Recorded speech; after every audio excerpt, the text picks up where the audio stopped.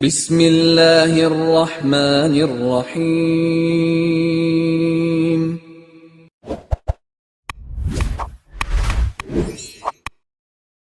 السلام علیکم ورحمۃ اللہ وبرکاتہ۔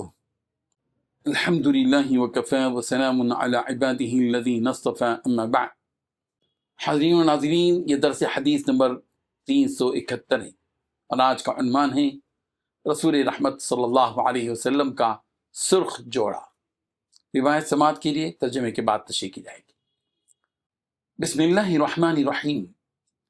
عن عون بن ابی جحیفہ عن ابیہ قال رأيت النبي صلى الله عليه وسلم وعليه حلة حمراء كأني أنظر إلى بريق ساقيه قال سفيان أراها حبرة رواه الترمذي۔ ترجمہ یوں ہے، حضرت عون بن ابی جحیفہ رحمہ اللہ اپنے والد محترم سیدنا ابو جحیفہ رضی اللہ عنہ سے روایت کرتے ہیں کہ انہوں نے فرمایا، میں نے نبی کریم صلی اللہ علیہ وسلم کی زیارت کی اس حال میں کہ آپ علیہ الصلوۃ والتسلیم نے سرخ رنگ کا حلہ زیب تن کیا ہوا تھا، گویا کہ میں آپ علیہ الصلوۃ والتسلیم کی مبارک پنڈلیوں کی چمک دیکھ رہا ہوں۔ اللہ اکبر۔ سفیان فرماتے ہیں، میرے خیال میں وہ یمن کی بنی ہوئی دھاری دار چادر تھی۔ بزرگان محترم، پیارے پیغمبر صلی اللہ علیہ وسلم کا لباس سادگی، صفائی اور پاکیزگی پر مبنی ہوتا تھا۔ یہاں اس روایت میں سرخ رنگ کا حلہ بیان کیا گیا ہے۔ واضح ہے کہ سرخ سے مراد اکثر شارحین کے نزدیک وہ کپڑا ہے جس میں سرخ دھاریاں یا سرخی جس پر غالب ہو، پورا سرخ نہیں، لال نہیں، بلکہ ایسا کہ جس ہو تو سفید اور پھر لیکن اس میں دھاریاں جو ہیں وہ سرخ ہوں، یا سرخی اس لباس میں غالب ہو۔ اور یہ یمن کے مخصوص دھاری دار حلوں میں پایا جاتا تھا۔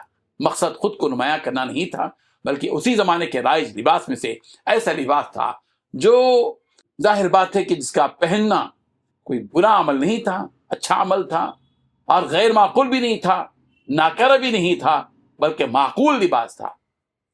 اب پیارے پیغمبر صلی اللہ علیہ وسلم اس لباس کو استعمال فرما کر عام لوگوں کا جو لباس ہے اسی سے اپنے آپ کو مطابقت رکھ کر اپنے آپ کے بے تکلف ہونے کا اظہار فرمایا کہ پیغمبر کے لباس میں تکلف نہیں تھا۔ یہ جملہ بے حد لطیف ہے کہ صحابی کہتے ہیں، گویا میں آپ کی پنڈلیوں کی چمک دیکھ رہا ہوں۔ اللہ اکبر۔ اس میں دو باتیں ملتی ہیں۔ نمبر ایک، رسول رحمت صلی اللہ علیہ وسلم کے جسم اطہر میں ایک خاص نورانیت تھی، صحابہ اسے شدت سے محسوس فرماتے تھے۔ وہی نورانیت تھی کہ پیارے پیغمبر صلی اللہ علیہ وسلم کے جسم اطہر کو دیکھ کر وہ کہہ رہے۔ اور دوسری بات یہ کہ لباس میں سادگی کے ساتھ خوبصورتی بھی ملحوظ رہتی تھی۔ اسلام خوبصورتی کو ناپسند نہیں کرتا، بلکہ بیجا نمود و نمائش کو ناپسند کرتا ہے، تکبر اور غرور کو ناپسند کرتا ہے، یہ ممنوع ہے۔